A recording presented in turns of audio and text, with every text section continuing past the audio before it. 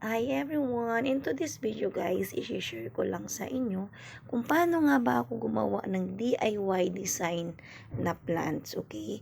Ang gamit ko pala guys is more in risal, kukupit, and then cow manure. Pinutulan ko guys yung roots kasi masyadong mahaba.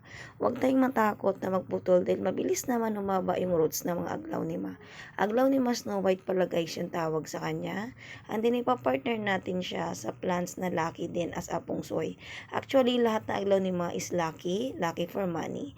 Ipapartner naman natin siya sa golden pothos money plant. So, first sukatin natin kung magkasya. So, hindi siya kasya. Ang ginawa ko guys ay inadjust ko.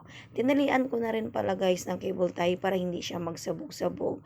Pero note, hindi siya pang matagalan yung tali na yan. Kapag stable na yung plant natin, ang gagawin natin is gugupitin natin ng padahan-dahan yung atin cable tie kasi nga hindi siya masyadong lalago. Mas okay na walang cable tie kasi nga mas mabilis siya mag-adjust doon sa kanyang soil. So, ganito lang guys, kadali gumawa ng DIY plants.